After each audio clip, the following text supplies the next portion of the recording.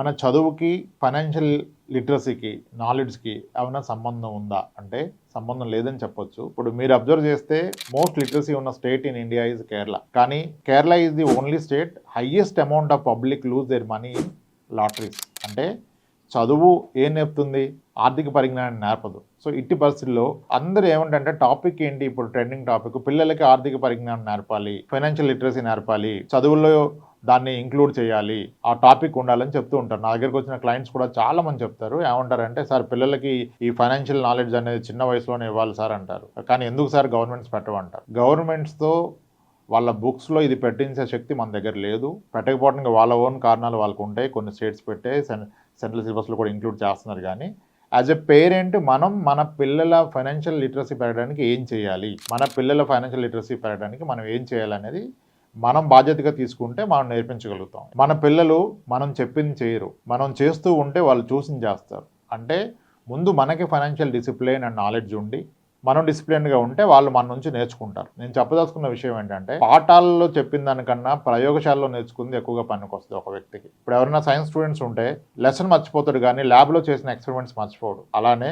మన లైఫ్లో కూడా ఎవరో చెప్పిన దానికన్నా మనం ఎక్స్పీరియన్స్ అయింది బాగా గుర్తుంటుంది. పిల్లలకి మీరు ఫైనాన్షియల్ డిసిప్లిన్ ఇవ్వదలుచుకున్న పక్షంలో మీరు చేయాల్సింది ఏంటంటే, మీరు చేసే ఫైనాన్షియల్ ట్రాన్సాక్షన్స్లో ఎక్కడైతే పాసిబిలిటీ ఉందో అక్కడ వాళ్ళని ఇన్వాల్వ్ చేయండి. ఎగ్జాంపుల్, ఒక సూపర్ మార్కెట్కి వెళ్ళారు, వెళ్లే ముందుగానే మీరు బడ్జెట్ డిసైడ్ చేయండి. ఈ రోజు మనం చేయబోయే షాపింగ్ 3000, మనం కొనవలసిన వస్తువులు ఇవి ఉన్నాయి. సో వీటిని ఈ బడ్జెట్లో కొనడం ఎలా అనే టాస్క్ మీ పిల్లలకి ఇవ్వండి. కనీసం ఒక 12 ఏళ్ళు 11 ఏళ్ళు ఉంటే ఈ టాస్క్ ఇవ్వచ్చు మీరు, ఆ పైబడ్డ వాళ్ళకి అందరికీ ఇవ్వచ్చు. అప్పుడు వాళ్ళు అక్కడ ఎన్నో ఎక్సైజ్ చేస్తారు, కంపారిజన్ చేస్తారు, వాటిలో అత్యవసరాలు ఏంటి, నిత్యావసరాలు ఏంటి, ఏవి మనం లేకుండా నడుస్తుంది అనేది, ఇల్లు గడుస్తుంది అనే దాన్ని బట్టి వాళ్ళు కొంటారు. ఎనీ షాపింగ్ వెళ్ళినప్పుడు పిల్లలకి బడ్జెట్ అలొకేట్ చేయండి. వాళ్ళకి నచ్చిన వస్తువు బెస్ట్ ఆఫ్ ద క్వాలిటీ ఈ బడ్జెట్లో తీసుకోమని చెప్పండి. ఆబ్వియస్గా ఫైనాన్షియల్ ప్లానింగ్ వస్తుంది. ప్రతి పర్చేజ్లో వాళ్ళని ఇన్వాల్వ్ చేయండి. మీరు ఒక వెకేషన్కి వెళ్ళాలంటే బడ్జెటింగ్ వాళ్ళతో కూర్చొని వేయండి. మీరు వెళ్తున్న లొకేషన్స్ ఏంటి, స్టే ఏంటి, ఖర్చులు ఏంటి, అక్కడ ట్రాన్స్పోర్ట్ ఏది వాడుతున్నారు, మీరు అనుకున్న ₹1,00,000 బడ్జెట్లో 4 రోజులు మనం స్టే చేయగలమా, మనం ఎందుకు ఫ్లైట్ ఎక్కకుండా ట్రైనే ఎక్కుతున్నాం, ఫ్లైట్ ఎక్కే ఎక్స్పీరియన్స్ తీసుకోవాలంటే అడిషనల్ ఖర్చు ఎంత అవుతుంది, దానికి ఏమైనా మార్గాలు ఉన్నాయా? ట్రైన్ కాస్ట్లో ఫ్లైట్లో వెళ్ళొచ్చు కొన్నిసార్లు. ఎప్పుడు ఒక 4 నెలల ముందుగా మీరు ప్లాన్ చేసుకుంటే, 3 నెలల ముందుగా ప్లాన్ చేసుకుంటే దానికి ఎంతో రీసెర్చ్ చేయాలి. ఈ రీసెర్చ్ అంతా మీ పిల్లల్ని ఇన్వాల్వ్ చేయండి. 10 years ఏజ్ నుంచి మీరు నేర్పిస్తేనే నేర్చుకుంటారు. మనం ఎవరో బుక్స్లో పెట్టాలి నేర్పించాలంటే అవ్వదు, సెషన్లకు పంపిస్తే అవ్వదు, ఫైనాన్షియల్ కోర్సులకు పంపించినంత లోపల అవ్వదు. నేను అబ్జర్వ్ చేశాను కొన్ని ఫైనాన్షియల్ కోర్సెస్, వాళ్ళు చిన్న పిల్లలకు కూడా కూర్చోబెట్టి పేపర్ ట్రేడింగ్ అని, డెట్స్ అని ఇవన్నీ నేర్పిస్తారు. అవంతా అవసరం లేదు. ఫినాన్స్ ఈజ్ నాట్, అంటే వాళ్ళు ఆ వయసులో తెలుసుకోవాల్సిన అవసరం లేదని నా ఉద్దేశం.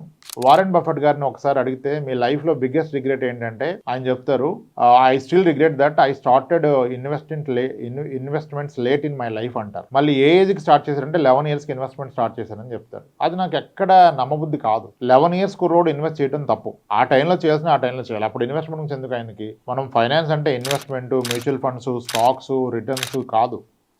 మీ డబ్బుకి ఎలా విలువ ఇవ్వాలి, రేపటి గురించి ఎలా దాచుకోవాలి డబ్బుని అనేది నేర్పించాలి. మన జీతం ఎంత, మన బడ్జెట్ ఏంటి, ఎంత ఖర్చు అవుతుంది, దేనికి అవుతుంది, చదువుకి ఎంత అవుతుంది, ఇవన్నీ కనుక మీరు 10 years క్రాస్ అయిన పిల్లల్ని ఇన్వాల్వ్ చేస్తే డెఫినెట్గా వాళ్ళకి డిసిప్లిన్ వస్తుంది. వాళ్ళు మీకంటే ఎక్కువ విషయాలు తెలుసుకుంటారు. కొన్నిసార్లు నేను సర్ప్రైజ్ అవుతాను. కొంతమంది కూర్చున్నప్పుడు ఫైనాన్షియల్ డిస్కషన్లో ఇన్ఫ్లేషన్ అంటే తల్లిదండ్రులు దిక్కు చూస్తారు, పిల్లలు చెప్పేస్తారు ఇన్ఫ్లేషన్ డెఫినేషన్.